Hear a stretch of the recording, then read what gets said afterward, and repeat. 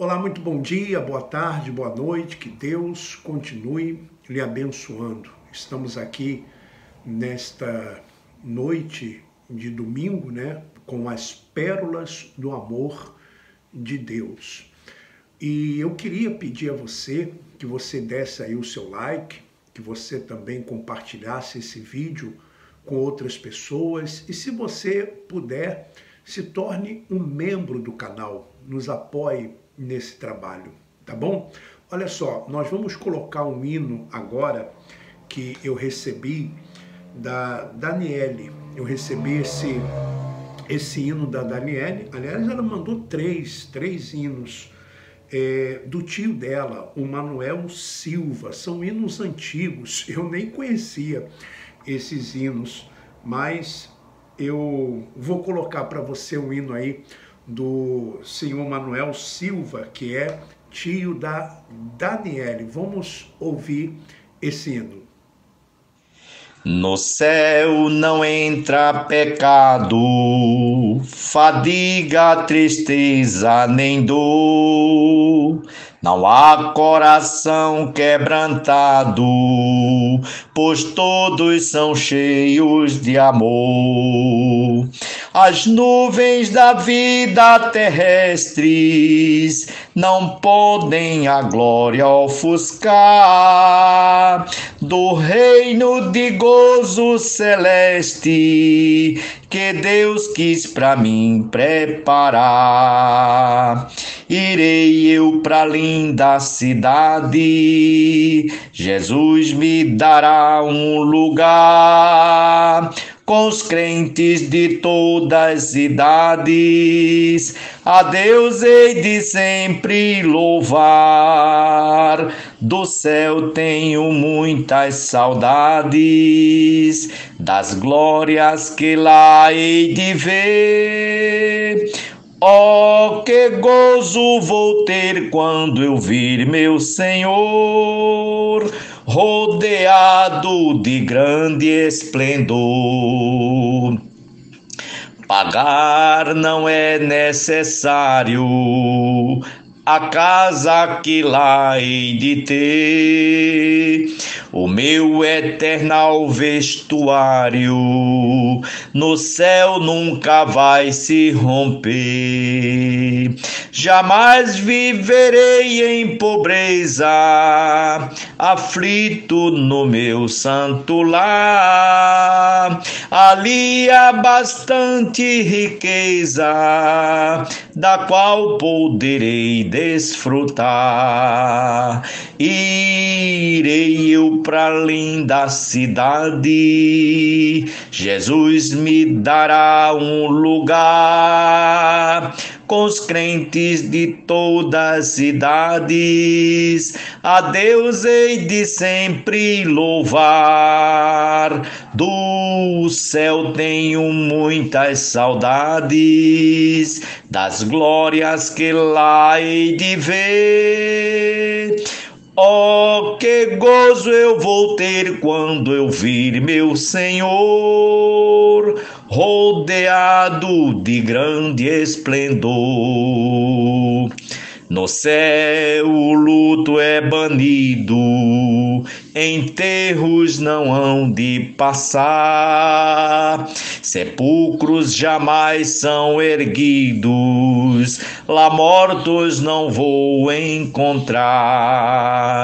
Os velhos serão transformados, mudados nós vamos ficar, quais astros por Deus espalhados no céu para sempre brilhar. Irei eu pra linda cidade, Jesus me dará um lugar com os crentes de todas as idades. A Deus hei de sempre louvar. Do céu tenho muitas saudades, das glórias que lá hei de ver. Oh, que gozo vou ter quando eu vir meu Senhor, rodeado de grande esplendor. Muito bem, estamos aqui de volta e eu estou com a Bíblia aberta em Atos dos Apóstolos, o livro histórico de Atos dos Apóstolos, porque Atos dos Apóstolos conta a história dos primeiros discípulos. Por isso o nome já diz, Atos dos Apóstolos. Então é um livro histórico, porque não tem aqui doutrinas. Podemos até tirar alguma coisa ou outra aqui para o ensinamento, porém a maioria das coisas aqui, elas na verdade são históricas, coisas que aconteceram com os apóstolos. E eu vou falar a respeito do apóstolo Paulo. Quando o apóstolo Paulo ele foi preso, e então ele esteve diante do rei Agripa, e ele então faz a sua defesa, e ele é chamado de louco, exatamente, ele é chamado de louco.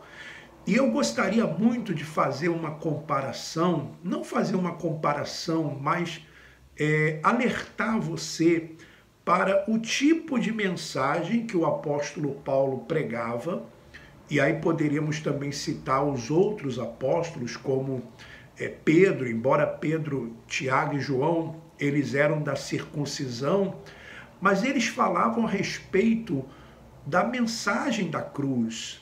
Eles não pregavam prosperidade, eles não pregavam, por exemplo, olha, você vai ser curado, você vai ser isso, você vai ser aquilo. Não, a pregação era sempre mostrando o que aconteceu na cruz do Calvário, aquilo que havia acontecido na cruz, falando a respeito do amor de Deus, falando a respeito do amor de Jesus.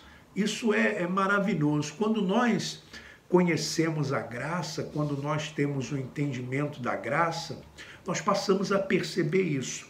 Então vamos lá, Atos dos Apóstolos, capítulo 26. Olha só, a seguir, Agripa, dirigindo-se a Paulo, disse: é permitido que uses da palavra em tua defesa. Então Paulo, estendendo a mão, passou a defender-se nesses termos. Então Paulo vai apresentar a defesa dele. Ele estava preso justamente por pregar a palavra, né? Ele diz assim: tenho-me por feliz, ó rei Agripa, pelo privilégio de hoje, na tua presença, poder produzir a minha defesa de todas as acusações feitas contra mim pelos judeus. Então, e as acusações eram que Paulo estava pregando contra a lei, contra o templo, que Paulo ele estava pervertendo os judeus, coisa assim, tirando os judeus da lei, né? Essa era a acusação, ou eram as acusações. Normalmente, porque mormamente, porque és versado em todos os costumes e questões que há entre os judeus. Por isso, eu te peço que me ouças com paciência. Quanto à minha vida, aí ele vai explicar um pouco da vida dele, né, da vida do apóstolo Paulo. Quanto à minha vida, desde a mocidade, como decorreu desde o princípio entre o meu povo e em Jerusalém, todos os judeus a conhecem. Então a vida de Paulo era uma vida que todos conheciam. Não era uma vida que tinha alguma coisa, por exemplo, escondida, alguma coisa oculta. Não. Paulo, ele era o que era, né? E a vida dele estava ali para todo mundo ver. Todo mundo sabia que Paulo havia sido um perseguidor dos primeiros cristãos, um perseguidor da igreja. Todo mundo sabia disso. Ele vai falar aqui também. Ele diz assim: pois, na verdade, eu era conhecido deles desde o princípio, se assim o quiserem testemunhar. Porque, ele diz assim, porque vivi fariseu conforme a seita mais severa da nossa religião. A religião era o judaísmo. Então, Paulo vai dizer que ele era dessa seita, da seita dos fariseus, que era a seita mais rígida da religião judaica. E você sabe que os judeus, os judaizantes, eles queriam fazer justamente do cristianismo uma seita judaica. E o que Paulo fazia era exatamente combater isso, porque eles queriam trazer coisas por exemplo, do judaísmo para o cristianismo. Ou seja, principalmente a circuncisão, dizendo que aqueles que estavam se convertendo a Jesus, aceitando Jesus, Jesus tinha morrido, quer dizer, aceitando entre aspas, aqueles que tinham o entendimento de que Jesus havia morrido na cruz do Calvário, pagado o preço. Então, eles diziam o seguinte, olha, tudo bem, Jesus morreu na cruz, mas vocês, para serem salvos, vocês precisam da circuncisão. Foi exatamente isso que Paulo combateu. Então, vamos continuar lendo. E agora estou sendo julgado por causa da esperança da promessa que por Deus foi feita a nossos pais. Ou seja, ele falando que Jesus era o Cristo, que era o Messias. E aqueles judeus não entendiam isso, não aceitavam isso, mas isso já era promessa que havia sido feita aos profetas. Quando Paulo fala aos pais, aos nossos pais, está falando aos profetas, aos antigos, né? Ou seja, falando a respeito da vinda de Jesus, a qual as nossas 12 tribos, servindo a Deus fervorosamente de noite e de dia, almejavam alcançar. E no tocante a essa esperança, ó rei, que eu sou acusado pelos judeus, porque se julga incrível entre vós que Deus ressuscite os mortos, porque não acreditavam também na ressurreição de Jesus. Então você veja que Paulo não era acusado porque era um ladrão, porque era um marginal. Não, a acusação era essa, tá? E quem os acusava eram justamente os judeus. Era a religião daquela época, o judaísmo, ou podemos dizer o sistema religioso daquela época. Então vamos lá. Na verdade, a mim me parecia que muitas coisas devia eu praticar contra o nome de Jesus, o Nazareno. E assim procedi em Jerusalém, havendo eu recebido a autorização dos principais sacerdotes, encerrei muitos dos santos nas prisões e contra estes dava o meu voto, quando os matavam. Então veja só, olha só, quem era o apóstolo Paulo? O apóstolo Paulo, antes de ser o apóstolo Paulo, ele era Saulo.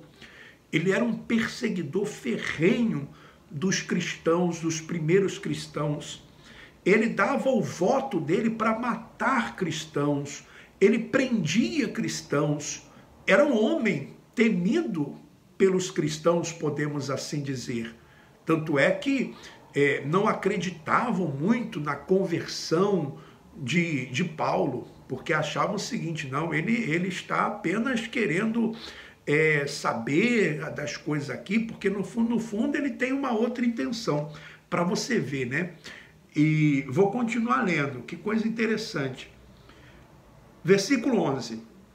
Muitas vezes eu castiguei por todas as sinagogas, obrigando-os até a blasfemar. Obrigavam os cristãos a blasfemar.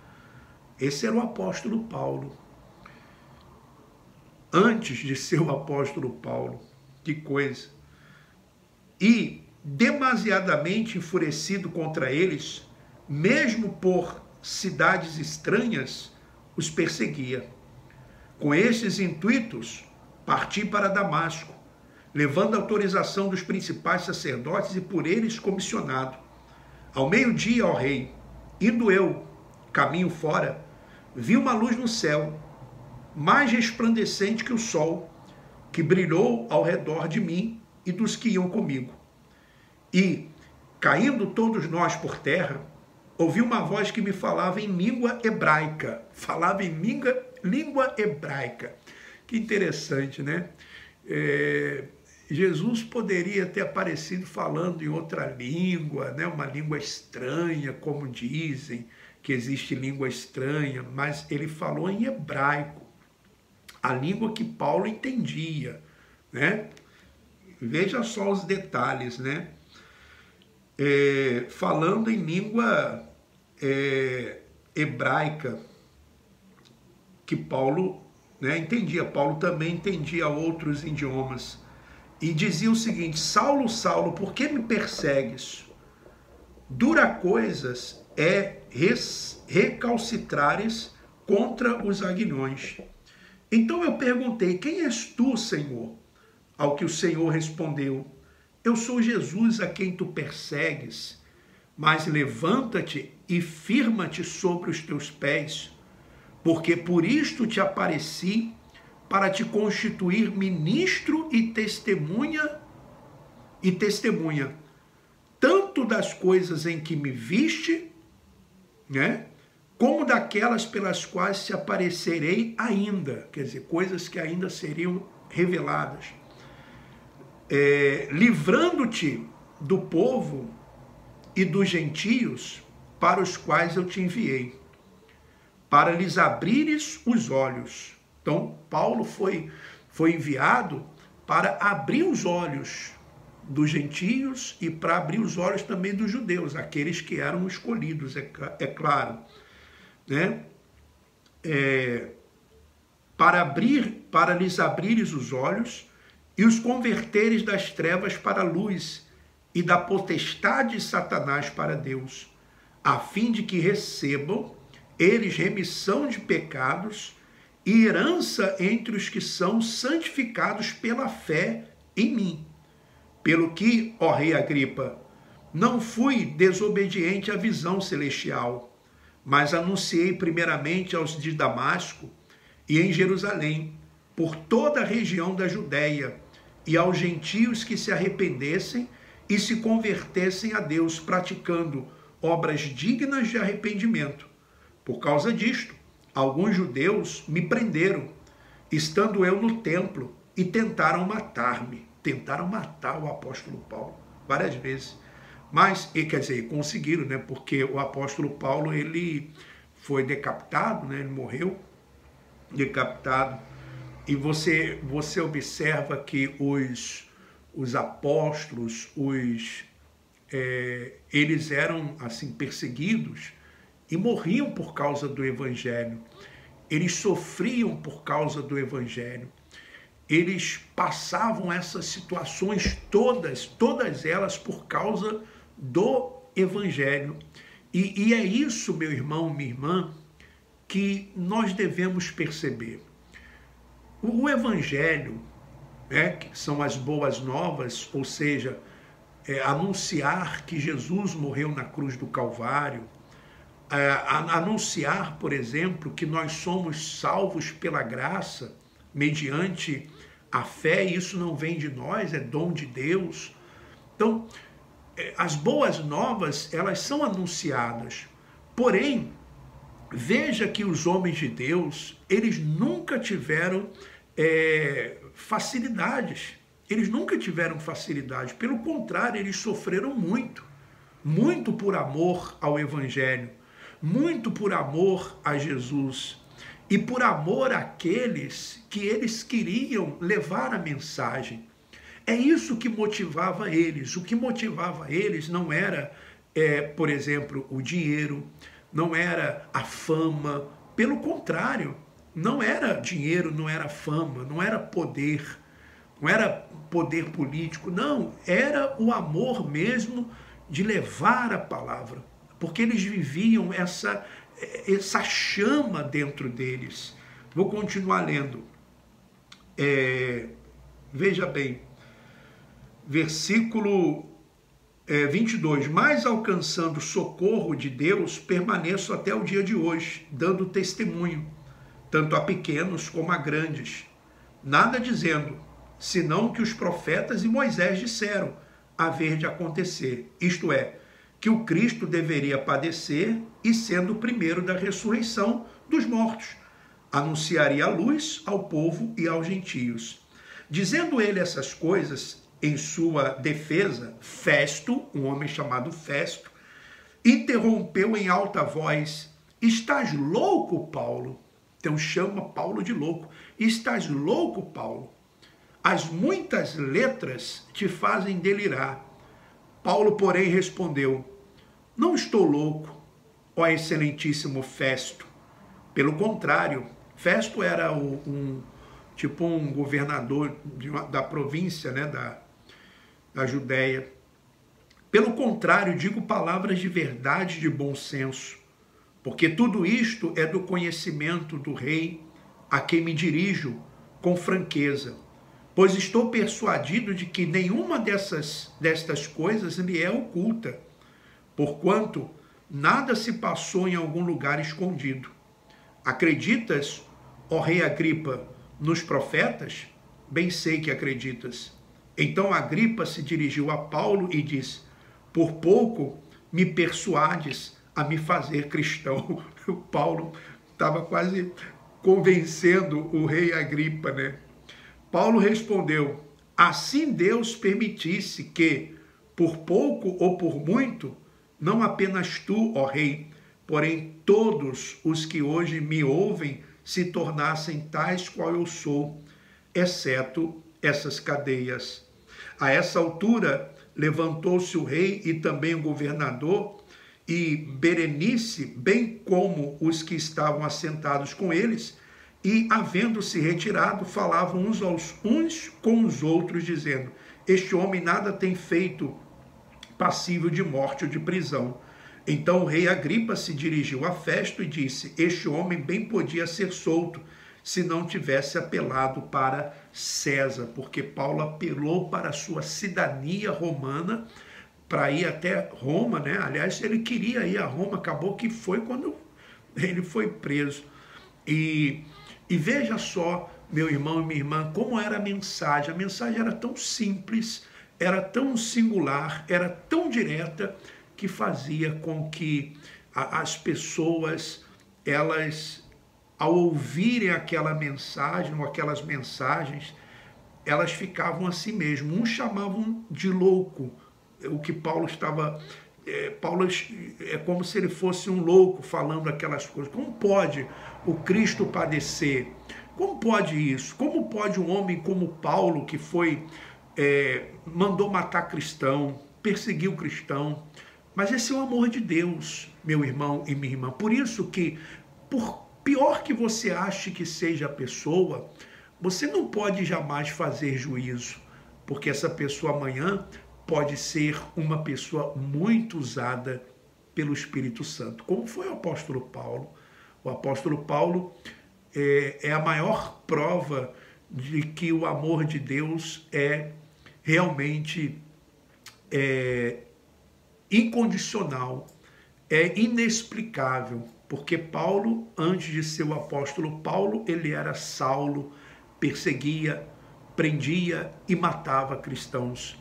E Deus o usou muito, né? Quem, por exemplo, um dos maiores evangelistas, principalmente dos gentios, foi o apóstolo Paulo. Que coisa linda. Olha, vamos ficando por aqui, mas antes, meu irmão, eu quero dizer para você que eu preciso da sua ajuda.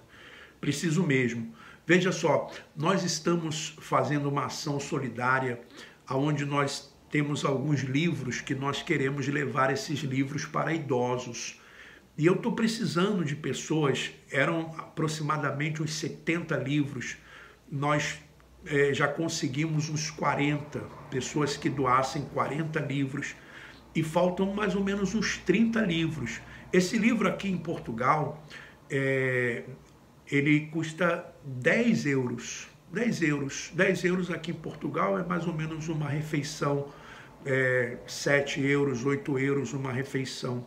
Então nós vamos ajudar tanto o escritor como também as pessoas que estão em presídios, e vamos levar esse livro como uma extensão da nossa amizade, da nossa solidariedade. Depois vamos fazer outras ações. E no Brasil seria, por exemplo, 50, talvez 50, 60 reais. Então, se você é uma dessas pessoas que quer doar um desses livros, entre em contato comigo. Eu vou te dar aqui o meu WhatsApp para que você entre em contato comigo. Tem aí também o WhatsApp no vídeo aí, sinal de mais 351-934-354-376. Sinal de mais 351-934-354-376. Tá bom? Olha, que Deus continue lhe abençoando. Um forte abraço para você e vamos em frente.